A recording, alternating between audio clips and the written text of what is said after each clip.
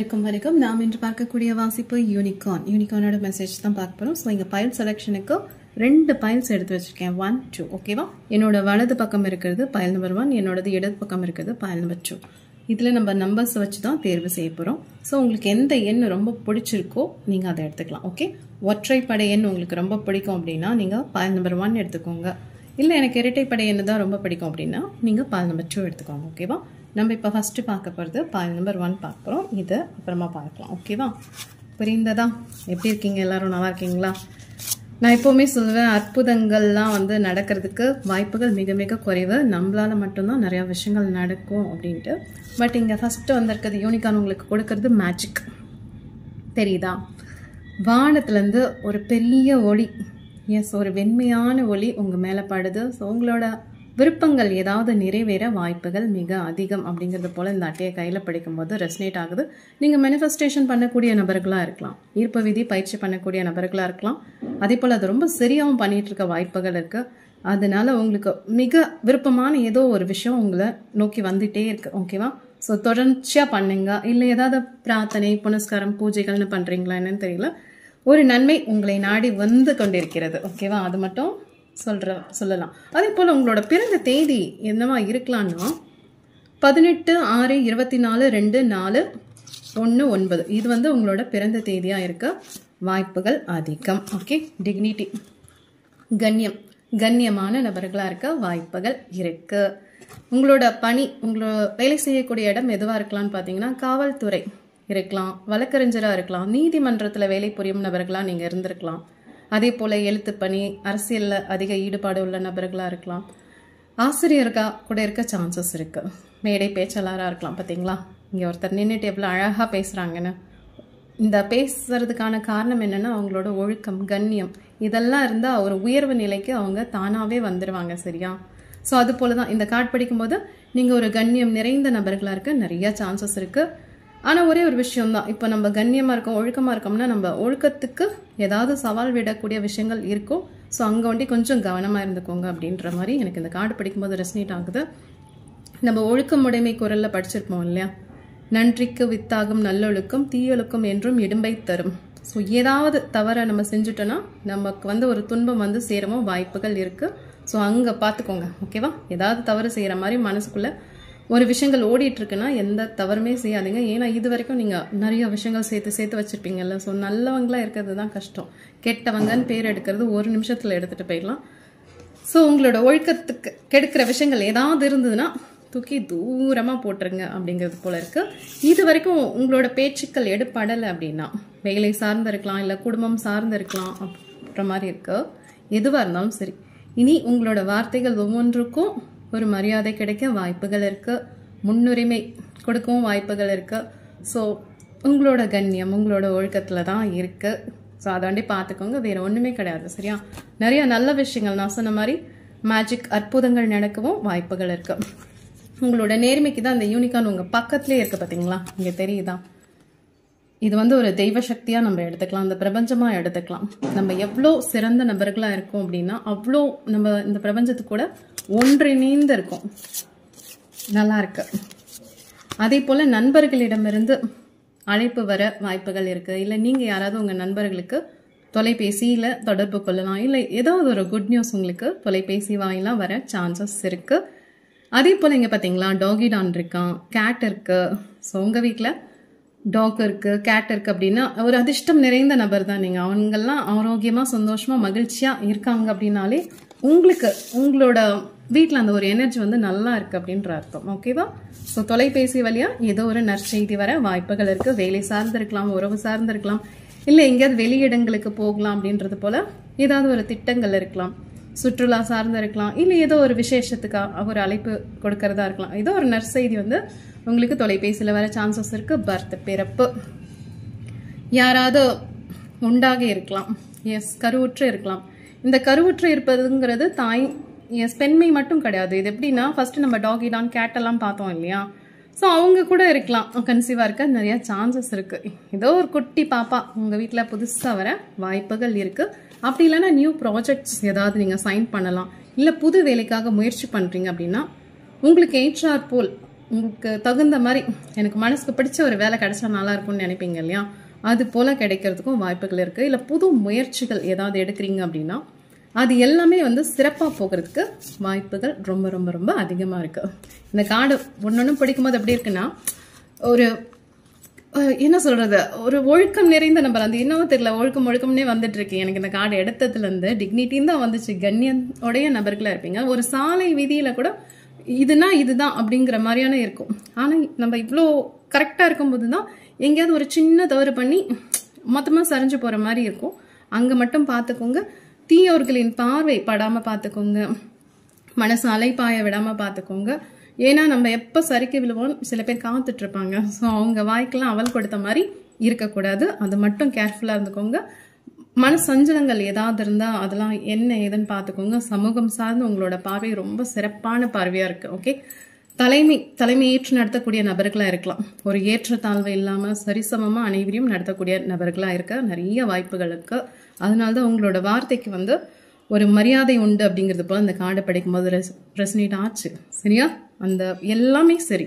ஆனால் உங்களுக்கு ஒரு சின்ன பிளாக் மார்க் ஏதாவது வைக்க கூட சான்சஸ் இருக்கு. ஸோ எல்லா இடத்துலையுமே நீங்கள் கொஞ்சம் கவனமாக இருங்க அப்படிங்கிறது போல இருக்கு. ஏன்னா நன்மைகள் நிறைய வரும்போது தீமைகள்ங்கிறது எங்கேயாவது ஒளிஞ்சு மறைஞ்சு நின்று நம்மளை தாக்குறதுக்கும் வாய்ப்புகள் இருக்கு. ஸோ நம்ம எப்போதுமே விழிப்பு நிலையில் இருக்கணும். ஓகேவா, மற்றபடி எல்லாமே சூப்பராக இருக்கு. இது உங்களுக்கு பயமுறுத்தணுமோ அச்சத்தை கொடுக்கணுமோன்னு நான் சொல்லலை.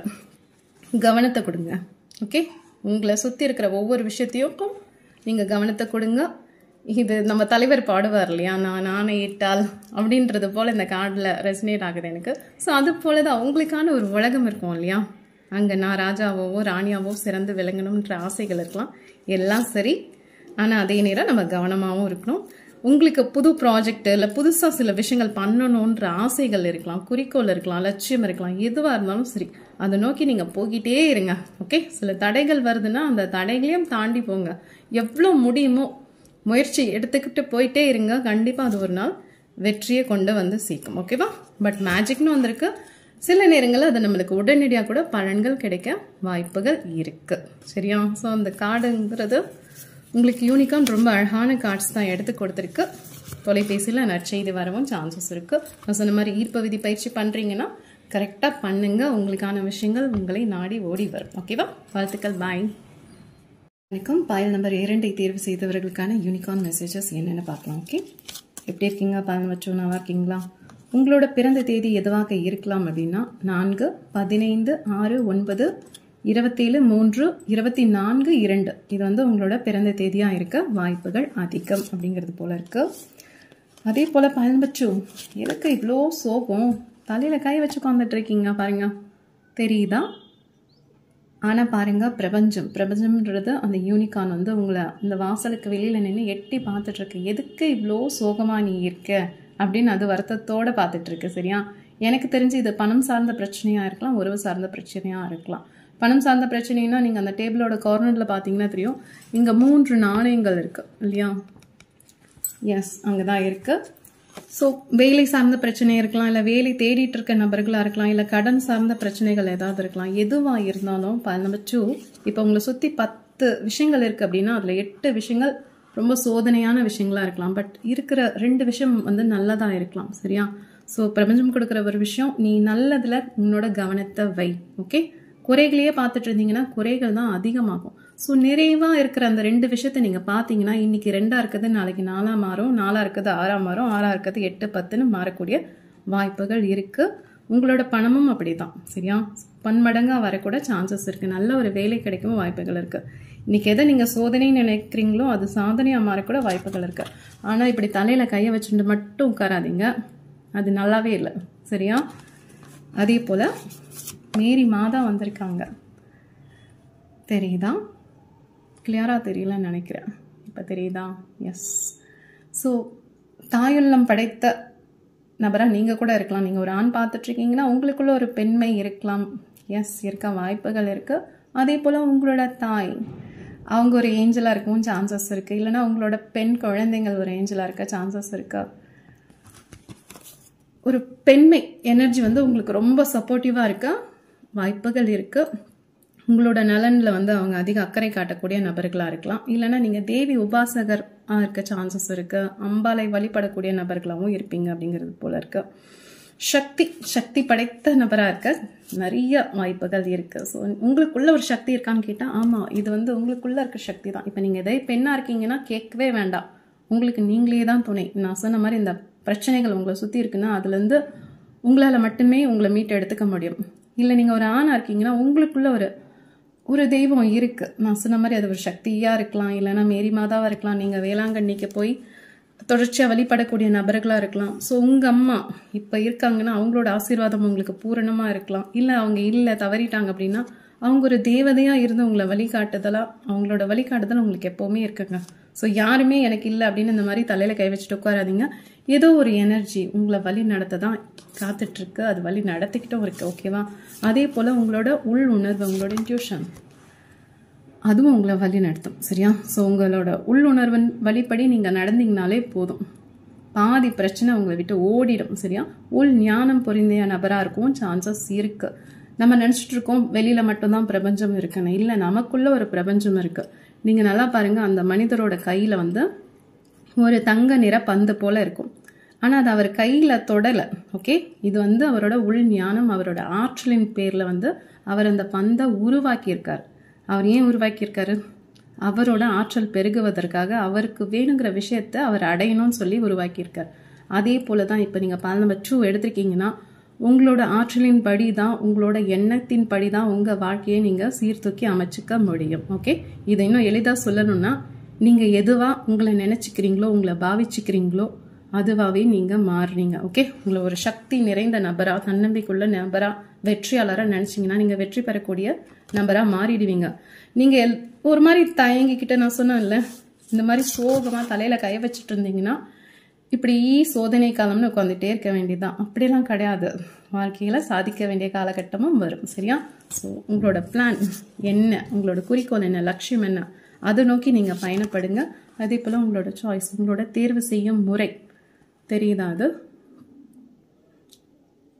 அந்த கதவு ஒன்று திறந்திருக்கும், வெளியில் வந்து ரொம்ப பிரகாசமாக வெளிச்சமாக இருக்கும். ஸோ இந்த மனிதர் வந்து இருட்டிலேருந்து அந்த வெளிச்சத்தை நோக்கி போகிறாங்க. சரியா? ஸோ இந்த யூனிகார்ன் வந்து அவங்கள பின்னாடி நின்று அவங்களுக்கு முன்னாடி வழி காட்டிகிட்டு இருக்கு. ஸோ அவங்கள கூட்டிகிட்டு போகுது. அது என்னன்னா, உங்கள் வாழ்க்கையில் நீங்கள் இப்போ ஏதாவது தேர்வுன்றது படிப்பு சார்ந்து இருக்கலாம், உறவு சார்ந்து இருக்கலாம், இல்லைனா வேலை சார்ந்து இருக்கலாம். ஸோ ஏதோ ஒரு விஷயத்துக்கு நீங்கள் முடிவெடுக்கக்கூடிய காலகட்டத்தில் இருக்கீங்கன்னா, நீங்கள் எடுக்கக்கூடிய விஷயங்கள் உங்களுக்கு நீங்கள் எடுக்கிறீங்கல்ல முடிவுகள், அது மிக சரியாக இருக்கணும். அது ஏன் மிக சரியாக இருக்கணும்னா, நீங்கள் இப்போ செலக்ட் பண்ணக்கூடிய எல்லா விஷயங்களுமே உங்களோட எதிர்காலத்து கூட சம்மந்தப்பட்ட விஷயங்களாக இருக்க வாய்ப்புகள் இருக்குது. சரியா? ஸோ உறவு சார்ந்த, இப்போ திருமணம் சார்ந்த ஏதாவது ஒரு முடிவு எடுக்கிறீங்க அப்படின்னா, அந்த நபரை பற்றி ஆணாவும் இருக்கலாம், பெண்ணாவும் இருக்கலாம், நீங்கள் நல்லா அறிஞ்சு தெரிஞ்சு புரிஞ்சு அவங்க நமக்கு எந்த அளவுக்கு பொருந்துவாங்க அப்படின்னு தெரிஞ்சு திருமணம் செய்யுங்க. அதே போல் படிப்பு சார்ந்து, வேலை சார்ந்து எல்லாமே ஏதோ ஒன்று அப்படின்னு முடிவெடுக்காம உங்களுக்கானதா. எஸ், ஒரு கதவு மூடினா இன்னொரு கதவை திறக்கும், நிஜம்தான். ஆனால் அந்த திறக்கக்கூடிய கதவு உங்களோட தான். நீங்கள் கரெக்டாக இனம் கண்டு கொண்டு நீங்கள் அதில் பயணம் பட்டிங்கன்னா ரொம்ப சுலபமாக இருக்கும். பிரச்சனையில் நம்ம மாட்டாமல் இருப்போம். ஓகேவா? உங்களோட பலம் எது, பலவீனம் எதுன்னு உங்களுக்கு நல்லா புரியக்கூடிய நபர் தான் நீங்கள். நான் சொன்ன மாதிரி ஏதாவது ஒரு அம்பாள் வழிபாடு செஞ்சுட்டு இருப்பீங்க. ஸோ அவள் கூட உங்களுக்கு வழி காட்டிகிட்டு இருக்கலாம். உங்களோட உள் ஞானம், உள் உணர்வு எல்லாமே உங்களை வழி காட்டுதுங்க. உங்களுக்கு ஒரு குறையுமே இல்லை. ஒரு சில நேரங்களில் உங்களுக்கு ஒரு குழப்பங்கள் இருக்க வாய்ப்புகள் இருக்குது. அந்த குழப்பம் தெரியணும்னா இங்கே கொஞ்சம் தியானம் பண்ணலாம். முதல்ல உங்களுக்கு எது நன்மை கொடுக்கும் அப்படின்னு நீங்கள் கொஞ்சம் ஆலோசனை பண்ணுங்க. 1000 பேர் 1000 சொன்னாலும் உங்களுக்கு பொருந்தக்கூடிய விஷயங்களை மட்டும் நீங்கள் கரெக்டாக தேர்வு செஞ்சிட்டிங்கன்னா போதும். உங்களோட தேர்வின் படி தான் உங்களோட வாழ்க்கை இருக்குது. அதுவும் உங்களோட எதிர்காலத்தோடு சம்மந்தப்பட்டிருக்குன்ற போது நம்ம இன்னும் அதிகமாக கவனம் கொடுக்க வேண்டிய காலகட்டத்தில் இருக்கோம். சரியா? சில பேர் வந்து திருமணம் ஆகி எஸ் அவங்க ஆல்ரெடி அவங்க வாழ்க்கை துணையை தேர்வு செஞ்சுருக்கலாம், இல்லை வேலை தேர்வு செஞ்சுருக்கலாம், படிப்பு இந்த மாதிரி பாதி வாழ்க்கையை முடிச்சுட்டேன்ப்பா, இதுக்கு மேலே என்னத்தான் நான் தேர்வு செஞ்சு என்னத்தான் ஆக போகுது அப்படின்னு இருக்கலாம். ஆனால் மீதி இருக்கக்கூடிய அந்த வாழ்க்கையை வந்து அமைதியாகவும் மன மகிழ்ச்சியோடவும் சந்தோஷமாக நம்ம அப்படியே நிம்மதியாக இருக்கணும்னா, இனி எடுக்கக்கூடிய சின்ன சின்ன விஷயங்களாக இருக்கட்டும், பெரிய பெரிய விஷயங்களாக இருக்கட்டும், கொஞ்சம் கவனத்தோட எல்லாமே நம்மளோட நன்மைக்காக தான் நம்ம பார்க்குறோம், உணர்ந்து செஞ்சிங்கன்னா போதும் அப்படிங்கிறது போல தான் இருக்குது. ஓகேவா? ஸோ அம்பாலோட வழிபாடு நீங்கள் செஞ்சீங்கன்னா தொடர்ந்து செய்யுங்க. இது லக்ஷ்மியோட அனுகிரகம் இருக்கிற மாதிரி இருக்கு. ஸோ பொருளாதாரம் சார்ந்த ஏதாவது கவலைகள் இருந்தான்னா லக்ஷ்மி வழிபாடு செய்யுங்க. இதில் லக்ஷ்மி நான் எதை குறிப்பிடுறேன்னா, இந்த மரத்தோட ஓரத்தில் நீங்கள் பார்த்தீங்கன்னா உங்களுக்கு எப்படி தெரியுதுன்னு தெரியல, இப்போ தெரியலாம். மரத்தோட ஓரத்தில் ஒரு ஆந்தை, வெண்மை நிற ஆந்தை உட்காந்துட்டு இருக்கு. சரியா? ஸோ இந்த ஆந்தை வந்து லக்ஷ்மியோட கடாட்சத்தை குறிக்குது. நீங்கள் இந்த ரீடிங் பார்க்குறீங்க, வெள்ளை நிற ஆந்தையை பார்க்குறீங்கன்னா பொருளாதாரம் சார்ந்து நிறைய பலமான எதிர்காலம் உங்களுக்கு உண்டு அப்படிங்கிறது போலதான் இருக்கு. சரியா? ஒரு வெளிச்சம் உங்களை நோக்கி வந்துட்டு இருக்குங்க, கவலைப்படாதீங்க. சரியா? ஆனால் நீங்கள் எடுக்கக்கூடிய முடிவுகள் வந்து சரியானதாக இருக்கணும், அவ்வளோதான். சரியா? வேறு ஒன்றுமே கிடையாது. All the best time.